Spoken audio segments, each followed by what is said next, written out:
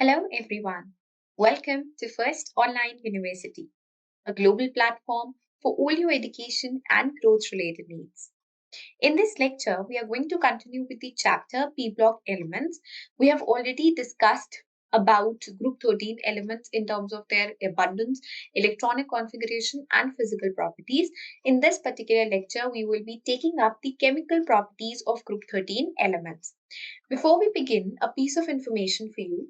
You can use the coupon codes Mission J or Mission NEET while you enroll at First Online University for Mission J or NEET in order to avail good discounts.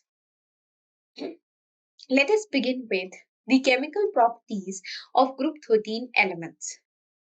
Now, when we talk about chemical properties, there are various, and there are n number of properties that we are going to discuss here because we are not just going to be focusing on what these chemical properties are, but more importantly, we'll be looking at the trends that are observed in these chemical properties. The first one that we are going to talk about is oxidation state. And we know that the oxidation state is actually referring to the positive charge that is developed on that particular ion when the electrons are removed from it. Now, since we know that for group 13 elements, the outermost electronic configuration is Ns2np1. So there is a possibility of removal of one electron from the p subshell or a possibility of removal of three electrons in total, one from p and two from s subshell, resulting in +3 oxidation state. So +1 oxidation state becomes more stable as we go down the group because of inert pair effect. Now, inert pair effect is something that we have already studied in our lower classes. If you do not know what is inert pair effect, please refer to the internet or a good book in order to understand the entire concept of inert pair effect. Okay, so that is like inert pair is basically when you have two electrons opposite. So it's just in layman terms that I'm explaining you right now, so that at least you can understand right away what is it. So whenever we have two electrons present in the same subshell, supposedly when we are talking about the s subshell, there are two electrons present with opposite spin. They have this tendency to be inert towards getting removed from that particular subshell. So this is what we in layman terms call as inert pair effect, and that is increasing down the group, and because of that +1 oxidation state, that is removal of electron just from the p subshell, tendency increases. Therefore, down the group, +1 oxidation state becomes more stable. Okay, so your question is going to be answered here. What is inert pair effect? The non-participation of s electron pair in bonding or the reluctance of s electron pair in bonding is what is referred to as inert pair effect. The common oxidation state of group 13 elements, although is +3, because of the small size of boron, the sum of its first three, that is IE1, IE2 and IE3 values, when added, it is going to be summing up to a very large value, and therefore +3 oxidation state in boron is going to be prevented. Boron is going to prefer showing +1 oxidation state. Boron exhibits -3 oxidation state with highly electropositive metals. So when boron is going to combine with some highly electropositive metals, which will have +3 oxidation state, boron will have a tendency to go into a -3 oxidation state. That is, it will be capable of accepting 3 electrons. For example, Mg3b2. Okay. Along with +3, other elements like gallium, indium, thallium also show +1 oxidation state, and the stability of +1 oxidation state down the group from gallium to thallium is going to increase because of inert pair effect. The inert pair effect is going to increase from gallium to thallium. For example, if I talk of TLCl, that is thallium chloride, is more stable than TLCl3. Okay, so that means the +1 oxidation state of thallium is going to be more stable than the +3 oxidation state of thallium. Next, we talk about valency. Now, valency means combining capacity of an element. That means how many electrons does it have to lose or gain in order to be combining with some other element to form a compound. Okay, so that's the combining capacity of an element. In general, these, when we talk about group 13 elements, these are trivalent compounds. They form trivalent compounds because they have 3 electrons in the valence shell. In the trivalent state, the number of electrons around the central atom will only be 6 in the bonded molecule. So it will act as a Lewis acid because the octet is incomplete. They have a tendency to accept a pair of electrons in order to achieve stable electronic configuration. For example, if we talk about BF3, we can see that boron has 6 electrons around it and it has a tendency to gain 2 more electrons in order to have inert gas configuration or stable configuration. So therefore, they have a tendency, since they are electron deficient, they will act as Lewis acids, and the tendency to behave as Lewis acid decreases with the increase in atomic size down the group. So as we go down the group, the tendency to behave as Lewis acids goes on decreasing. For example, if we talk about BCl3, it is going to easily accept a lone pair of electrons from ammonia in order to form NH3BCl3, whereas AlCl3, that is aluminum chloride, achieves stability by forming a dimer, Al2Cl6. So if you look at ammonia, it will combine with BCl3 to form this lone pair on ammonia is going to be donated to boron, which requires 2 more electrons, and therefore ammonia is going to develop, the nitrogen of ammonia is going to develop a positive charge, and the boron of BCl3 is going to develop a negative charge, and we form ammonium boron trichloride. Now, what is the nature of compounds of group 13 elements? They are mostly covalent compounds because of their high ionization energies. Compounds of boron are always going to be covalent, but some compounds of other elements like we have AlCl3 or gallium chloride, they are covalent only in the anhydrous state. Now, a question here is, why cannot boron form B3 plus ion?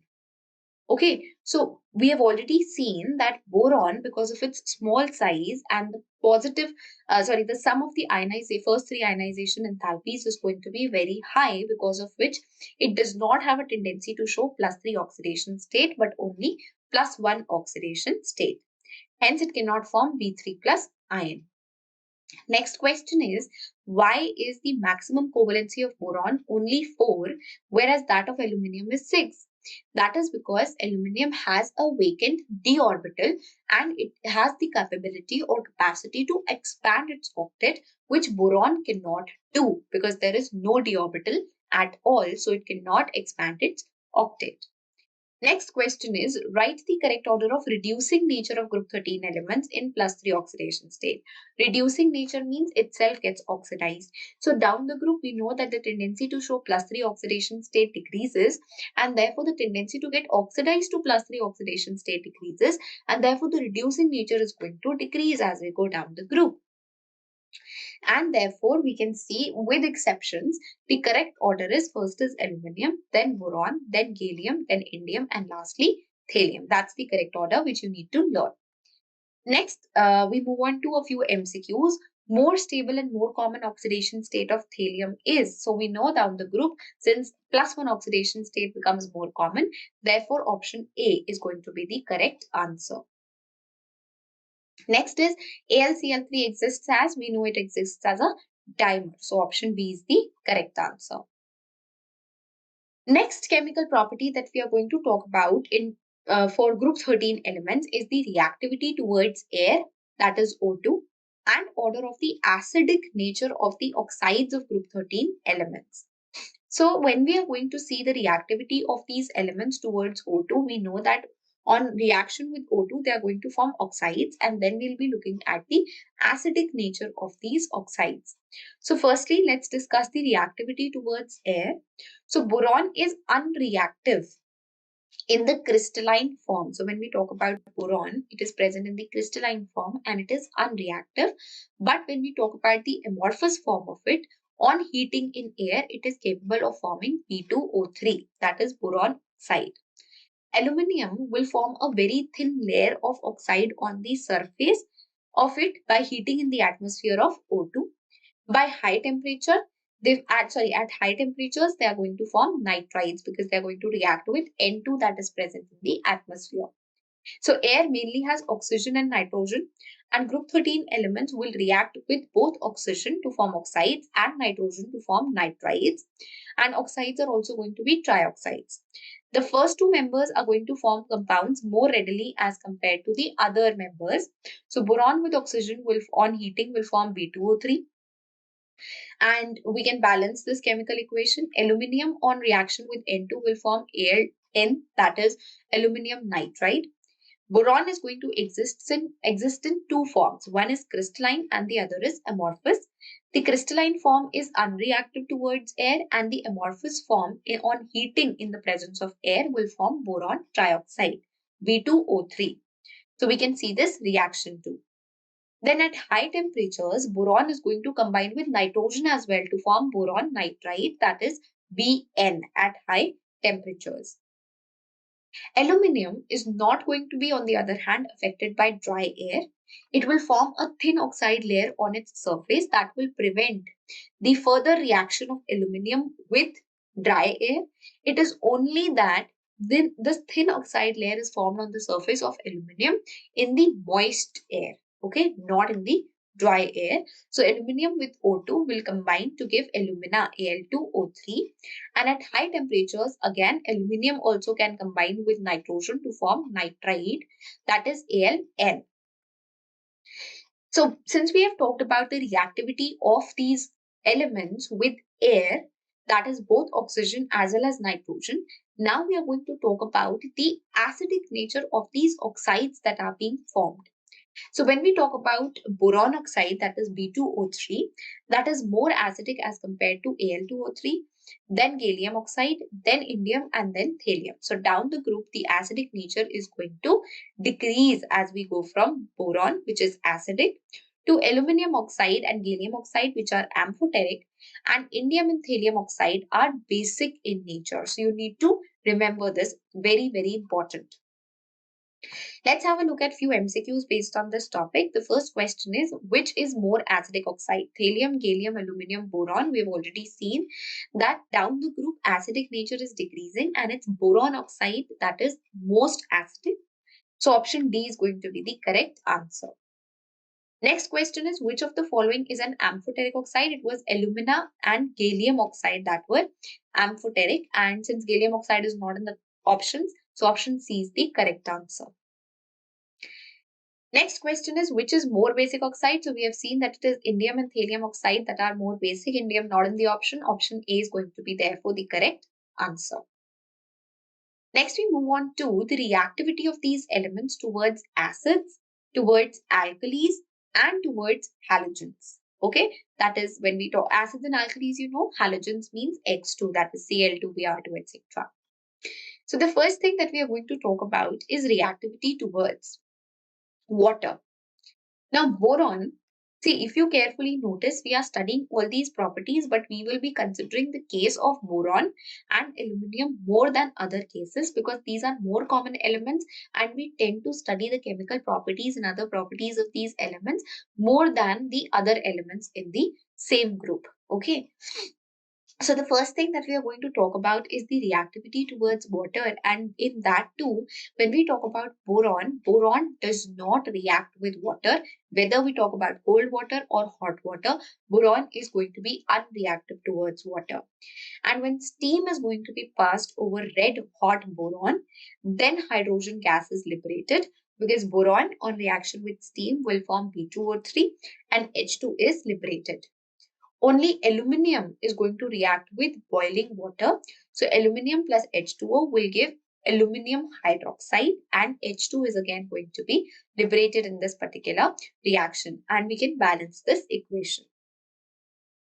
Next, we talk about gallium and indium. They are again not going to react either with hot or cold water, and thallium will react with water to form thallium hydroxide in moist air. You can see the reaction thallium plus water and O2.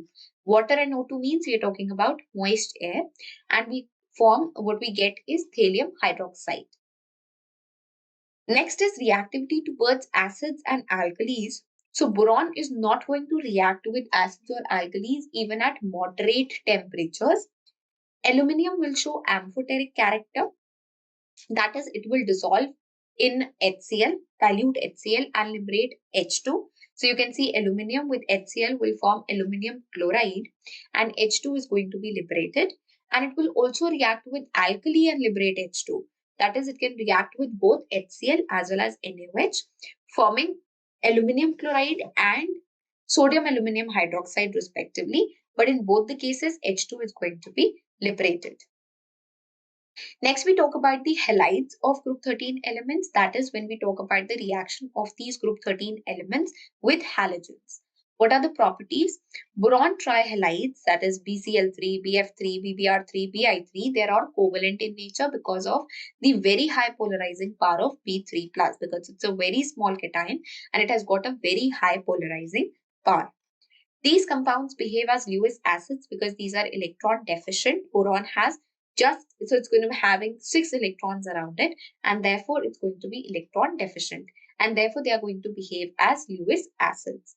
The order of Lewis acidic strength is going to be, first is Bi3, then BBr3, BCl3 and BF3. So that is going to be the decreasing order of Lewis acidic strength.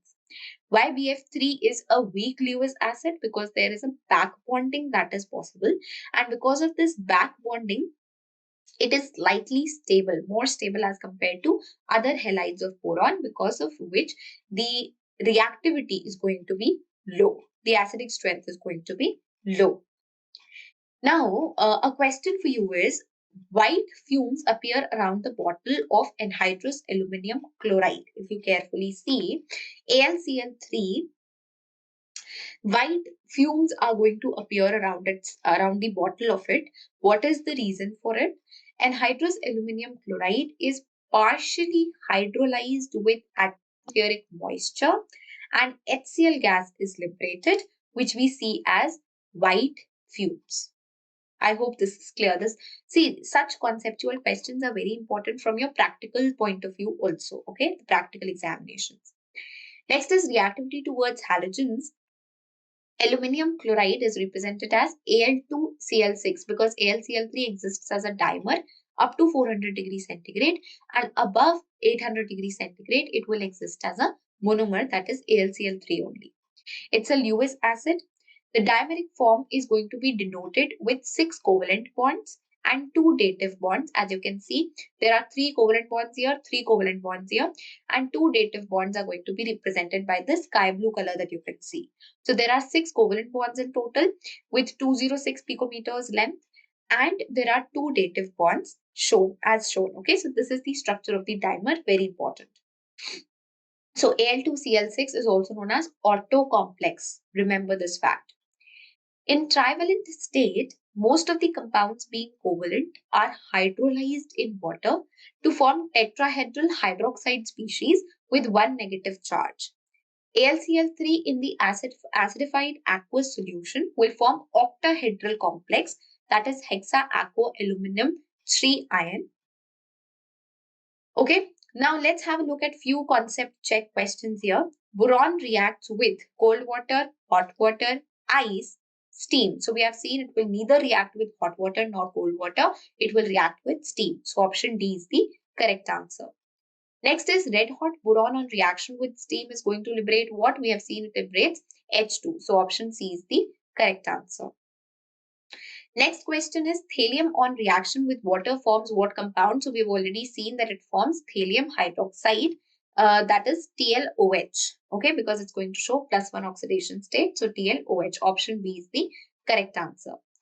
Next question is which is a weak Lewis acid? So we have seen that when we talk about the decreasing order of acidic Lewis acidic strength, BF3 was the weakest because it shows back bonding. So option B is the correct answer. Next question is the number of covalent and dative bonds which are present in dimeric AlCl3. So you do not have to, cram this. You simply have to remember the structure that we have seen. So there are 6 covalent and 2 dative bonds present. So option A is the correct answer. 6 and 2. Next question is on hydrolysis. AlCl3 forms what ion? So we have seen that AlCl3 forms an octahedral hexa-aquo aluminum 3 ion. So option C is the correct answer. Nothing is new here, okay? So we are just discussing questions based on, so these are some of these are previous year questions, okay, that have been asked in JEE mains exams. And we have already covered these questions in the theoretical part of the lecture itself. So it's just a revision, and also we are covering the previous year questions alongside. So back bonding is present in, we have already seen, it is the fluoride counterpart or the halide of boron which has got a back bonding. So option A is the correct answer, boron fluoride. So this is all about the chemical properties of group 13 elements that we had to discuss. There have been a lot of reactions that we have covered, and I expect you, and I also suggest you to be revising these chemical properties, etc., simultaneously and practicing questions simultaneously, so that by the end of the chapter you do not have, P block is a very huge chapter, okay? So by the end of the chapter you will have a lot of things to remember, to memorize, to practice, to revise, if you do not do that simultaneously. So do that simultaneously so that by the end of the chapter you don't have a lot of burden of cramming and memorizing and learning so many things together. Okay, you can subscribe to our YouTube channel for joining YouTube live classes for best NEET or JEE coaching. You can also download the First Online University mobile app through Google Play Store or App Store for continuous learning through your smartphones. Keep learning with First Online University, a team of millions of learners and educators worldwide.